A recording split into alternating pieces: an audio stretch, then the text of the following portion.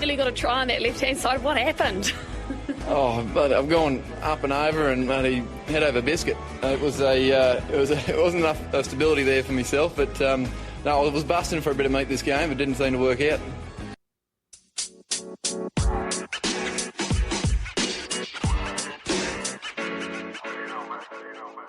Hello, cheers, and welcome to the Scrum of the Earth podcast, the weekly show for news, reviews, great interviews, and so much more all about the world of rugby. My name is David Lawrence. I'm an American rugby fan who follows the game wherever I can find it all over the globe.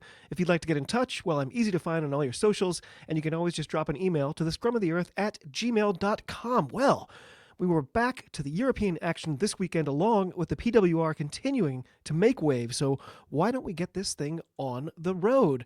So starting as always with current updates, it's been a bit of a tough week here at Scrum HQ. Got some deeply disconcerting news regarding my job, so I'm pretty worried about that right now. And then my partner discovered that she needs a lot of work on her car, so it just kind of feels like money is kind of just going the wrong way as the frozen winter settles in.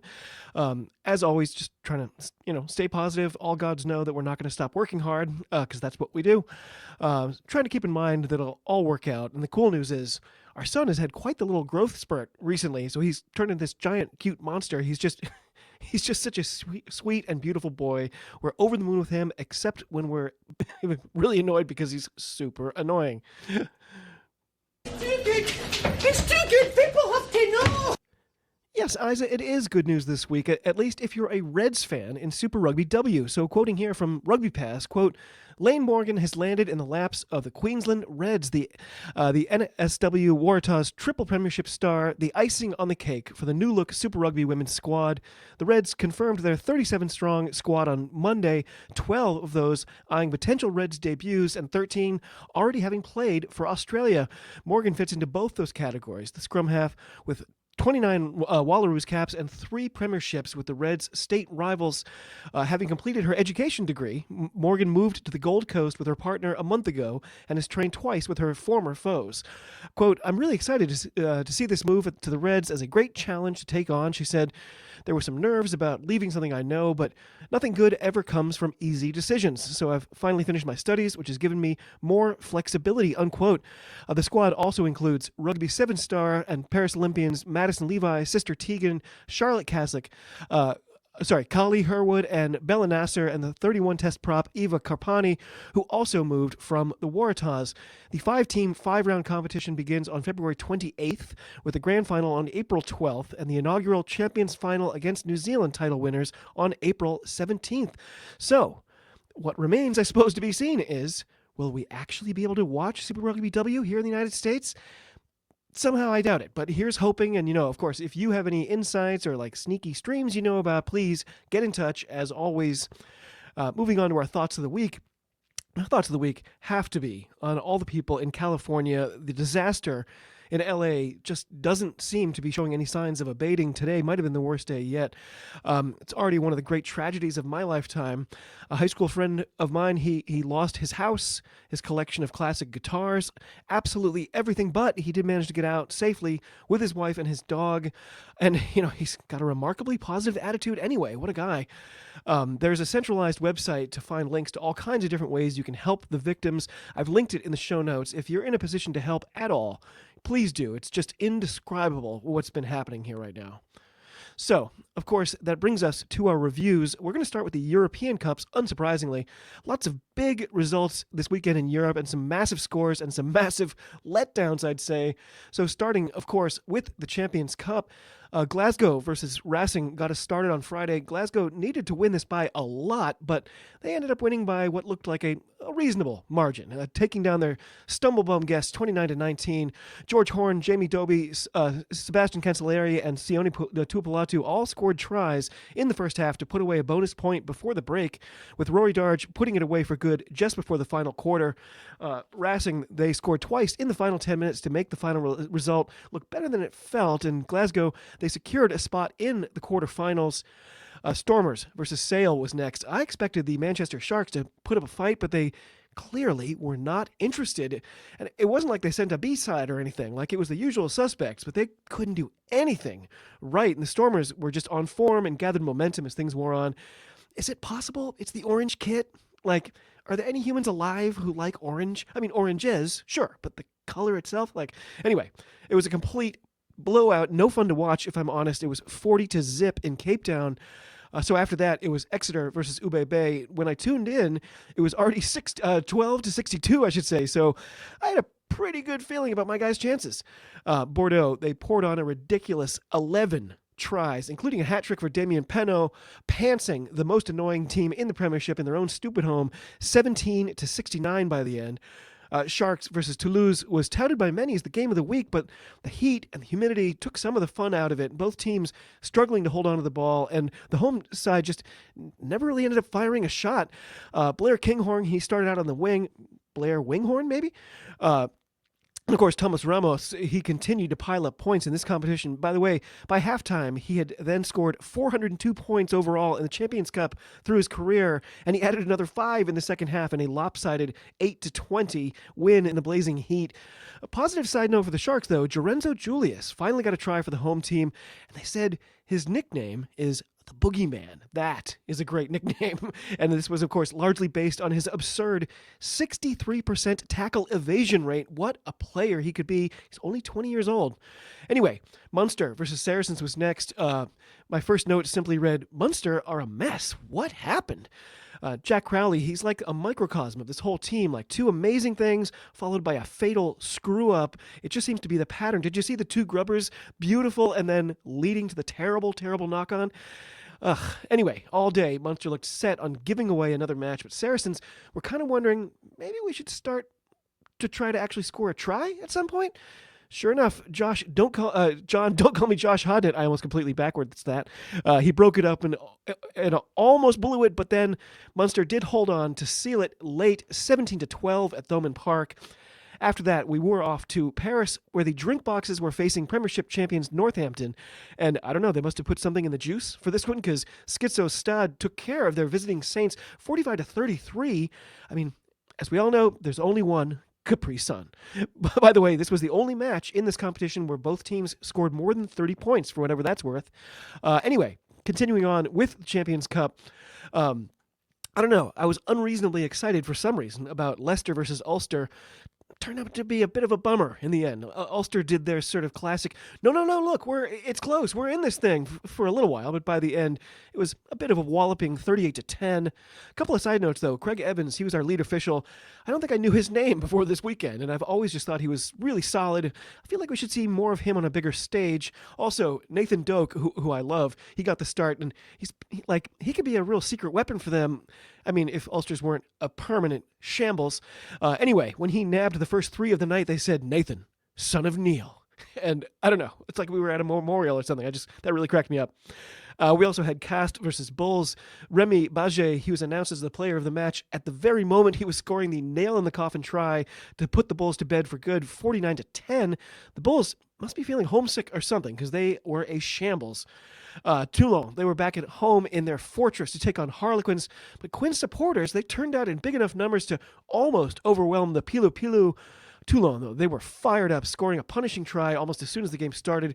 Things calmed down a little bit. It looked like we might be in for a good one, but as usual, all predictions wrong or double your money back. The home team just started to run away with it, up 26-0 by halftime. Quins didn't score at all until there was just a half hour left. A garbage time try made the scoreline a lot more flattering than it might have been, as it was never in doubt. It was Toulon at home, once again, 33-21. We also had a huge matchup between La Rochelle and Leinster. I actually got a chill as the starters for the home team walked out onto the pitch like it's a murderer's row, and so many of them are just some of my favorite players. It's like I personally made up a fantasy team, but then I get to watch them. So it's pretty incredible. Side notes, by the way, I love the little tidbits they give us at the start, at least when it's a good team on comms, and we got a cornucopia for this one. Tidbit 1, part of the stadium there is temporary, so a lot of the stands are metal. That means fans can kind of stomp and create such a racket that it becomes hard for the opposition to get their lineout calls in, which could have been fortuitous in this one. Tidbit 2, in the Champions Cup, Leinster came in with the second worst lineout, the third worst scrum, and the most unforced errors in the competition. How do you like them apples? Anyway, La Rochelle, they were applying tons of pressure, kept their guests pretty well pegged deep in their own territory, but it wasn't translating into any points. Around the half-hour mark, it was a conservative 6-3, but just as I was writing that, Joe McCarthy started accusing people of being communists. Oh, wait. Sorry, different Joe McCarthy. This one actually stayed away from politics entirely and simply scored the first try of the day. It was an edge-of-your-seat ending. Hastoy missing a go-ahead penalty only to have the team get the ball back after it caromed off the front of the post, giving them possession in a great spot with only 40 seconds showing on the clock. Unbelievably, that was followed by a blocked drop goal. La Rochelle got the ball back again, drove for 2 or 3 full minutes before a forward pass ended their hopes. Got to give credit to the Leinster defense for holding on for so long without giving away a penalty. It was an heroic effort by them, to be sure. Leinster would remain unbeaten in any competition, squeaking out a 14-16 classic. What is it about this matchup? So as I said, that's 12 straight wins for Leinster, and they look absolutely unbeatable at this point. Am I actively trying to jinx them? Oh my, yes. Anyway, Bristol versus Bennington featured 14 Italian internationals, and I'm pretty sure 14 was also the attendance number, or at least so it appeared. I don't know. Maybe those fans were off trying to find Ilona Maher or something. Not quite sure, but they clearly weren't too interested in this matchup. The first half was really close with Matt Gallagher, son of a World Cup winner, they said, getting a go-ahead try right at the break with the Bears down to 14 players. The home team then ripped off 21 unanswered before letting their visitors back in it a little bit. Bennington actually looked like they'd scored and could have regained the lead with the conversion, but after a second look, the try was waved off, case closed. The Bears holding on to win 35-29, a big result for them. Finally, for me, I saved it till Sunday evening. It was Bath at home for Claremont, and it took the absurdly, poshly gorgeous Tom de Glanville less than 2 minutes to dot one down out wide, with Finn Russell easily converting and looking like he may or may not have just woken up. So, yeah, and I'm one to talk. I felt like I'd been struck by lightning when I realized Claremont have Folau Fainga'a. Did you ever have one of those players that you love, but then they leave the competition where you've been watching them and you just completely forget about them? Like, yeah, that's me with Fainga'a. Once the Wallabies decided that his services were surplus to requirement, he just disappeared off that scene, and I just totally lost track of him. Yet here he was, scoring the first try for Claremont. I love that guy. Either way, a red card against the visitors made the uphill batter much steeper, the Coms complaining lustily about the injustice of it all. But Claremont, they were here to play with their fly half looking like he might try to win the whole cup on his own. What a firecracker. So with a quarter hour to go, a typical rugby fracas broke out with plenty of, jersey grabbing and really obnoxious smiling. And the best bit, though, was it was an altercation not involving Marcus Crema, who was immediately like, oh no, if there's anything happening that looks anywhere close to a fight, I insist on being involved. And he was awkwardly trying to get an arm in just to sort of interject himself physically, while the interested parties seemed like, whose arm is this? What is going on? Classic Crema. Side note, he looked like he'd already been through a recent mugging, and all I could think was, I don't want to see the other guy. So Bath, they let off a little bit late, but it was already a done deal. Claremont were furious that they didn't get a call at the very death. But for me, the officiating was spot on all day. Your final score was Bath 40, Claremont 31, and that wrapped up our weekend in the Heineken Cup. Meanwhile, over in the Challenge Cup, we kicked off with Gloucester versus Scarlets. It was a rocking house for the Cherry and Whites, and they didn't disappoint, putting the Scarlets to the sword 31-7. And I swear I tried to find other things to say here, and I failed. Anyway, Perpignan versus Cardiff turned into a really exciting one, actually. And as always, the crowd was amazing. What an atmosphere.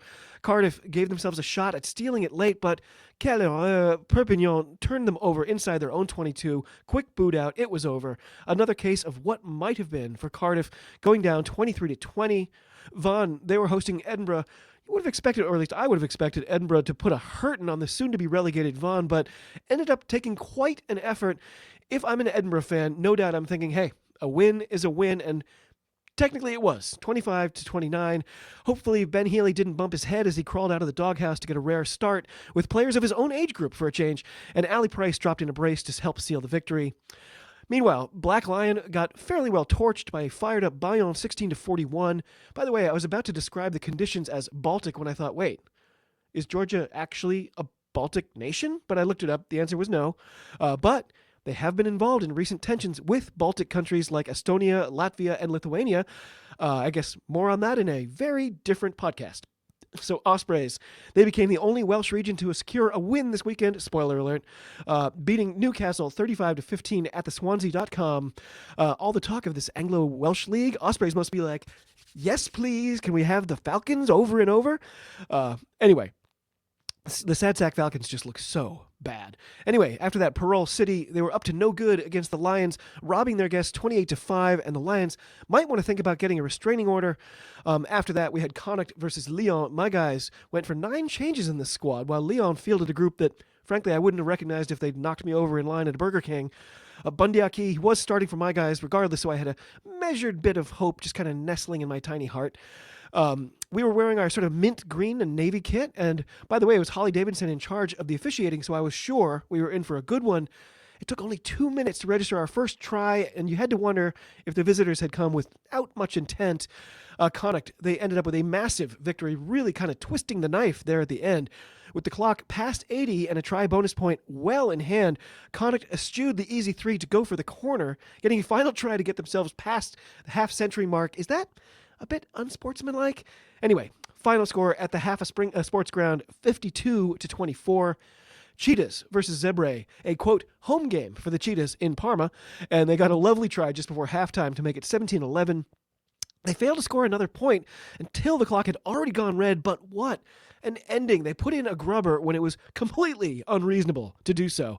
But somehow it worked out. They recovered it magically. Ruben De Haas sourced it out wide. Presto, game-winning try. Just a crazy way for Zebre to lose yet again. I love this Cheetahs team. Oh, by the way, hey, Sale, if you want an orange kit, this is how you do that. 22-18 was the score at full time. Finally, on Sunday, the Dragons were hosting Poe, and I was really keyed up. Not even sure why. I hoped Poe would hold true to the stereotype and, put out a lackluster effort on the road. And almost as if they were listening, they knocked on the only real opportunity they had to score in the first half, just an absurd coach-killing moment. And the look on the guy's face said it all. That being said, they did hold a slim lead heading into the lockers. Dragons had on what the comps called their high-vis kit, which was apt. I don't know, maybe they were all going hunting afterwards, but it was clear their prey was not a victory, as it took them until the 77th minute to score another point. Their guests were happy to get that elusive road win, besting the Dragons at Rodney Parade 15-24. How the Dragons keep getting these enthusiastic crowds is a mystery to me, but it absolutely makes me love that fan base. Anyway, that was all she wrote in Europe, but over in the PWR, we had some really exciting action. The game they carried on the Rugby Network was, again, unsurprisingly, the one featuring Ilona Maher, who got her first start with the Bears, and her first start in a 15s match for, they told us, 1,164 days. The level of detail they provide when talking about her tells you all you need to know about the media. Either way, her Bristol team were on the road at Exeter in front of another fantastic crowd, though I didn't hear the numbers announced. Exeter, they came into the match on a hot streak, having beaten the Quins, Sarries, and the reigning champs all in a row, but the Bears representing, as the comps put it, the final square on their PWR bingo card. Bristol, however, they started quickly, getting the first try just 5 minutes in, and Exeter struggled to get into enemy territory. I noticed once again, Bristol will play from absolutely anywhere, like a point underscored by a key stat. Per 80 minutes, the Bears averaged just 5 kicks. Unbelievable, that number. It's staggering to me. And by the way, really fun to watch because somehow it's working. It shouldn't be, but it is. Anyway, Taylor Perry kept the Chiefs close with a highlight reel try right before halftime. A disastrous pass deep in their own 22 gifted Exeter another try just seconds into the second half. Bristol, they just went on a tear after that, busting the game wide open, though Exeter did make a valiant effort late, getting within 10 with as many minutes remaining. That was as close as they would get, however, Bristol showing gritty defense to close it out and getting a massive win at Sandy Park, 31-41. People have been talking this week already about Ilona Maher's debut try. It was something else, but I was focused more on 2 other aspects of her performance. One, after she had shown the ability and desire to just truck defenders and just bowl right over them, it's like the Chiefs forgot she has other softer skills. And when she dropped a sweet offload, Alex Tessier's head spun around like we were watching The Exorcist. The other thing was the fact that she played a good 73 or 74 minutes, silencing those of us who have been concerned about her fitness level for this code.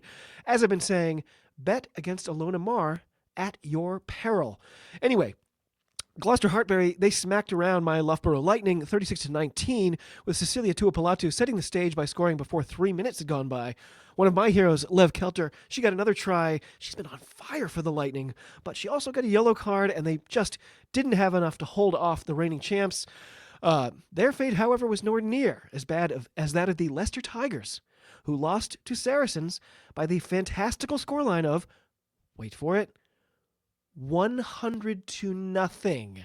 Like, it was complete devastation, with Sarries piling on 4 tries in the final quarter to complete the humiliation. Marley Packer had a brace 10 minutes in, and there was just no looking back. I know the idea of a mercy rule in actual pro sports is totally ridiculous, but this felt gratuitous. It felt mean.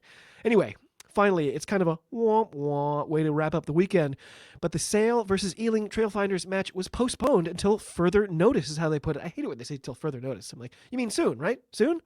Anyway, quoting here from the official website, quote, with freezing temperatures forecast across the region this weekend and no alternative all-weather pitch available, the decision has been made to postpone the fixture following the RFU pitch inspection this morning, unquote. Incredibly, think about it, Saracens could have simply donated 28 points to each team, giving them both bonus points in a draw, and they would still have won 44-0. I already said it, but how do you like them apples? Well, by the music, you'll know it's time for this week's Diamond in the Ruck Award, and this week, the award goes to Damien Penaud. Monsieur Penaud, you were up to your old tricks once again, riding roughshod over your clueless foes, nabbing a hat trick in the final moments to put the stamp on a massive, massive victory. Your UBB side are now atop the sensibly named Pool 1, currently edging out Toulouse with 15 points. Damien Penaud, congratulations to you, for you are this week's Diamond in the Ruck. Well done, sir. So that brings us, of course, to our updates and previews. Next week, we wrap up the pool stages in the European Cups. We've got a few exciting fixtures to finalize our quarterfinalists, as well as to determine who is going down to the Challenge Cup, and whose, of course, European journey has come to an end. UBB, Toulouse, Leicester, Leinster, the Northampton Saints, which seems weird after this weekend, Toulon, and Glasgow have all punched their tickets already, while 17 teams will be fighting to stay alive in the Heineken Cup. In the Challenge Cup, Connacht, Tracking Bracelet RFU, Poe, and Ospreys know that they'll be in the round of 16, while almost everybody else still has hope, apart from Zebre and Newcastle. Over in the PWR, Bears are back home to face Leicester. Will the Tigers even be alive by then? Sale will take on the Harlequins. Gloucester Hartbury will be looking to trounce Ealing at home. And Loughborough will have a real chance to get back to winning as they take on Exeter. So our usual competitions will be back in action the following weekend, but just for that one round, as after that, we're heading into the men's Six Nations window not soon after, on Valentine's Day. In fact, Super Rugby is back, and the day after that, the MLR swings back into action as well. Oh my word. I forget how jam-packed the winter is, but I absolutely love it. Well, my friends, that does it for another week. I'm hoping to get some guests back on soon. It's been a dry couple of weeks in terms of having some other people join me here. I always love that. It makes my job, frankly, a lot easier, but also, frankly, a lot more fun. Dallin Stanford, he's going to be back soon. Robbie Knock, he'll be back to chat Top 14. We've got Grav from the Ruck and Roll podcast on the hook. I'm desperate to have another chat with the incredible Rugby Julia. Not That Kind of Dr. Harley Worthy has agreed to come back soon. And of course, looking forward to some more out-and-out silliness with some combination of John, Craig, and Johnny from the Scottish Rugby podcast. Maybe all three, though I don't know if I have 3 or 4 hours to spare. Anyway, I just got excited thinking about all of it, but also a little overwhelmed because it is a jam-packed winter and it is freezing. This is the first year I've just felt cold all the time. It's really weird. I haven't enjoyed it. I'm wearing a scarf at home right now. It's weird. Anyway, to all of you across the globe, cheers, talk to you soon, and be well.